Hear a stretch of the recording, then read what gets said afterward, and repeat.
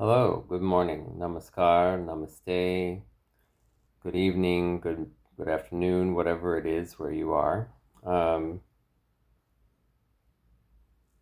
there's been something that has come up a lot, especially for people who have come to my guru's place on Amavasya. Amavasya is the new moon, and there's a big ceremony that always goes on in Ugra Devi's kshetra for that particular time of the month because it's when the moon is not there, so it's a complete time of emptiness, which means the barriers between the other world and this one are thinner.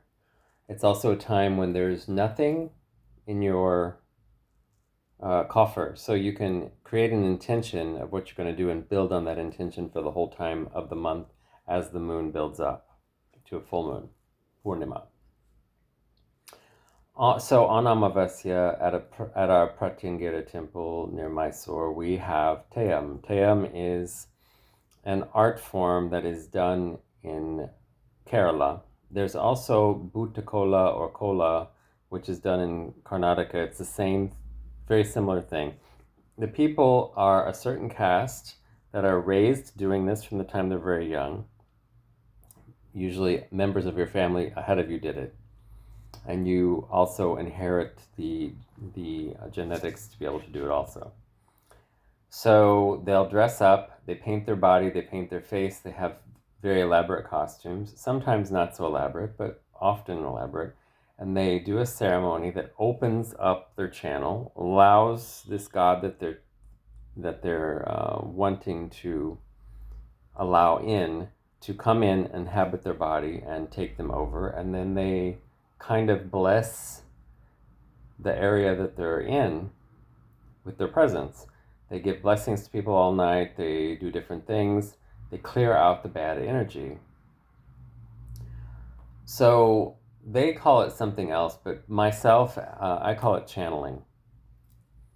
There's a history in my life of channeling being there because when I discovered um, not when I discovered spirituality, but when I was young and was being raised Christian, I never got baptized. I discovered that there were things outside of Christianity, basically by watching, finding out about the Clash of the Greek mythology through the Clash of the Titans movie. And then Shirley MacLaine had put out some books, and after I saw her in terms of endearment, I started reading her books because I really liked her performance. And I was very young, but I was a very old soul. And then they'd made a mini series out of one of her books, Out on a Limb. And she condensed down several decades of her life into a one book story of where she had encountered aliens, where she had encountered Hinduism, when she started practicing yoga. She's basically the one who was responsible for bringing Bikram to California because she was practicing his style of yoga, not in the heat. She did it at home most of the time. But also, she encountered what she termed trance channelers. There was a Swedish one who allowed an ancient Swedish being to speak through his body. Ramtha was in there. Ramtha is still around. I have read several of Ramtha's books and had signed up for some of the programs with Ramtha, but then Jay-Z and I quit channeling them. So I think from what I'm hearing, she is channeling them again. There's just several things like that. So channeling makes sense to me because I've been using that term for 40 years, since I was a teenager. So what happens is very often when you're associated with this event at Guruji's house, a lot of times it opens you up more and more and more, and you can start to have it happen to you a little bit. And I never wanted to lose control. I was always a control freak. I want to make sure that nobody else is in my body. I don't, because that means losing control. If someone else is taking over, then I'm not there. Well, so what started happening over the course of years of living at his house and being present for this monthly, being present to see when he just has this information come through his brain, any day, not just on Amavasi, but any day it happens, he can just tell people things, and he did it with me, told me things. And I can do it also, but I never thought of it as losing control, but really it's the same exact thing. When you open up to a level, this information, this level of being that is beyond this flesh, this space, is able to come in. And so over the course of my time as a yoga teacher, when all of this mystical stuff started coming into my life more deeply, it had been there since I was a teenager, because like I said, I started reading these books, which made me start exploring meditation and chakras and all that stuff when I was young. But when I started yoga, I got some formal practice going on, and that's when it really, when you get disciplined and kind of do it daily and kind of slowly chip away at those rough edges, the smoothness comes. And when the smoothness comes, energy flows in.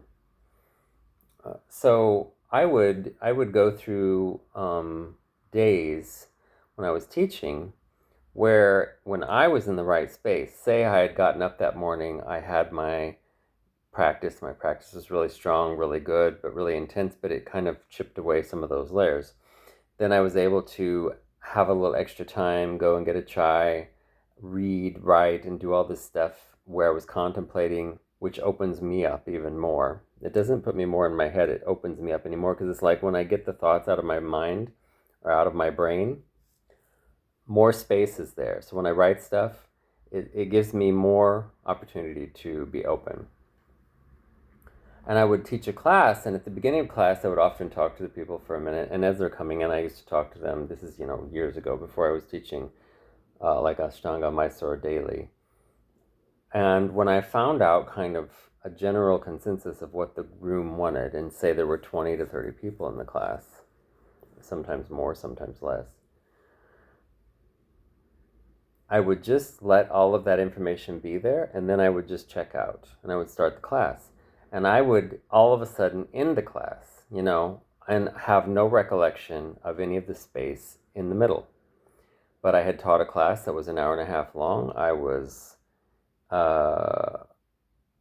apparently, from a lot of the students, had been very masterful in my instructions, helping people figure out how to work the pose for them, helping people to have an experience of the energy in their body in a different way, which is always more important to me than doing the poses. But doing the poses sometimes gives you the space to have this mystical experience.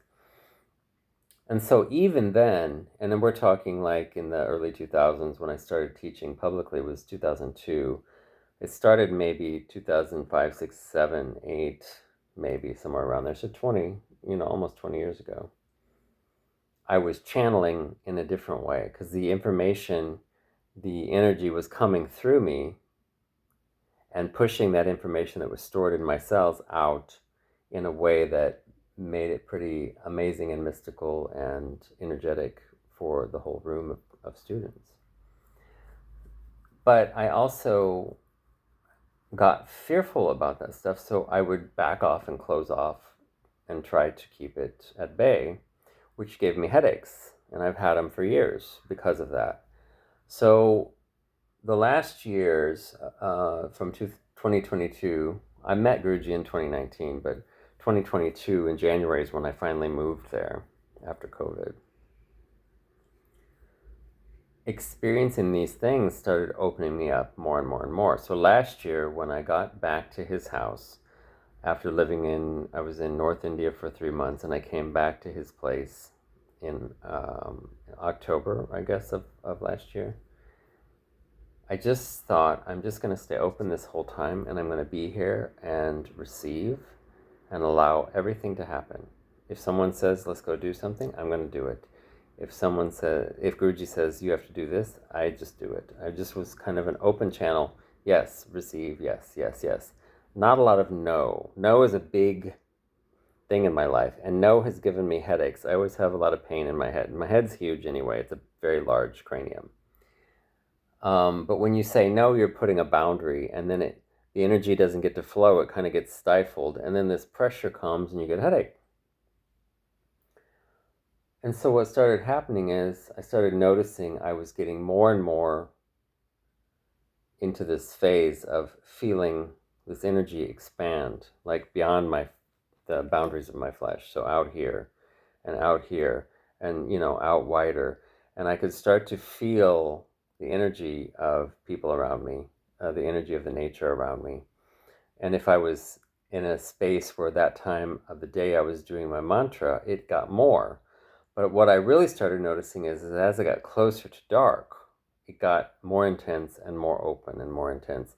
And of course, during that time when I'm living there, that's when we have to do all our work, because all the puja, the big pujas at night, the homas at night, and I started feeling all this while I'm having to work. So I really had to pull my focus, and it was kind of I found out it's kind of an Agori thing, and that's why Agoris will take meat, do alcohol, they do all these wild, crazy things, marijuana, and then they force themselves back into sobriety.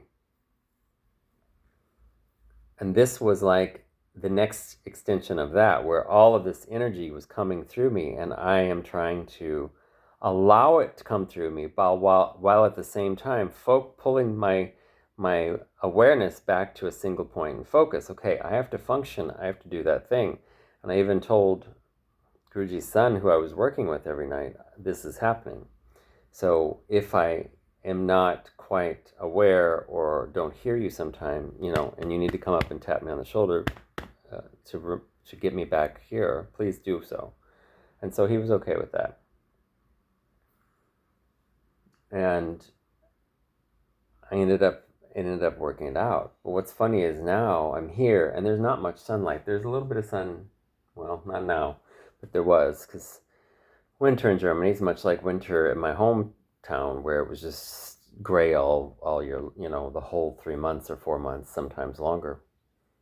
So the sun hasn't been there. It's light out, yes, but the sun hasn't been directly there. Even when I'm teaching class, I'm feeling it happen. And it doesn't mean I'm going crazy, because I don't lose my train of thought. It just, like, my train of thought takes a pause for those couple hours during class. And I just help that person what they need. I help this person what they need. I do this one. I do that one. And then when I kind of come out of it after class is over and I'm coming downstairs to change clothes is when I kind of come back into my body and I can feel everything again. And then I realize I'm sore because I've done all this physical work with these people. And I haven't taught since last year, so it's a soreness that I'm not used to. And then I realize, I must have done a lot. And I've gotten great reports on my teaching here. So apparently I'm lined up so much that I'm giving them information that's working for them. I don't know. It's a strange phenomenon. It is happening. It is not something that is making me feel like I'm insane or going insane. It's just something that's part of the lay of the land when you are a Devi worshiper, and certain Devis have it happen more to you. Kali people are, from time immemorial, are known for being God intoxicated, is what they call it if you use the English term. Where that being comes into them, overtakes them. And then, like Ram Prasad Sen, he was famous for just, once he got into that state and his whole personal idea of himself was moved, and she was just coming through him, he would just spout out all this poetry. And so people would sit on the banks of the river, because he would often go into the Ganga and just let it come out of him when he got in the Ganga, because when he was there he felt her the most. And people would record what he was saying, and it just made this amazing poetry all about her and different ways to experience her. It's very beautiful. It happened with Ramakrishna when he would feel that intense awareness. He would go into a state of samadhi where his mind was kind of removed and he just was feeling it. And he would come back, and sometimes they would need him to be there because there was some function going on. And, they would have to take their time and try to get him to eat and give him food and do all this stuff to pull him back into his body. What's interesting is that I'm kind of finding it, like I said earlier, it's kind of an agori thing to get yourself to an intoxicated state and then force yourself back to awareness. But then that eventually leads to it being about the energy flowing through you and you forcing yourself back to awareness. And I'm kind of doing that right now. So it's interesting to be trying to figure that out on my own, even though I already figured it out when I was still at Guruji's house. It's because I'm here and it's more of a, like, I have to function here in a different way. India is a mystical place, it has all kinds of things. You're allowed to be in that state, and people don't think it's abnormal as much as like they would here if I were out on the street. So I'm not out on the street doing this stuff, it's just happening in closed quarters. And I'm not sure why I need to tell you all this, other than the fact that I want people to understand that it's not an unnormal thing to have happen when you worship Prachangita, when you worship Kali, when you worship often very fierce forms of the Devi, Ugra. Well, like I said earlier, Ugra is the term for the fierce form. So if I'm there and you're getting a lots of strong energy from me, but you don't quite see me looking at you through my eyes, and you're in class, maybe that's what's happened. I don't know. I often remember most things, even though during the class I don't have a recollection or an awareness of actually doing something. After the class, when I come back into being more fully back in this body, I do remember the whole class, and I do remember talking to people and saying things and seeing what's going on. And yeah, it's an interesting phenomenon. Not one I'm trying to stop, not one I'm telling everyone about, I guess, until now, because if anyone sees this video, they'll obviously know that. And that's it. That's where I am. So just let me know what you think. All right. Talk to you later. Bye. Have a great day.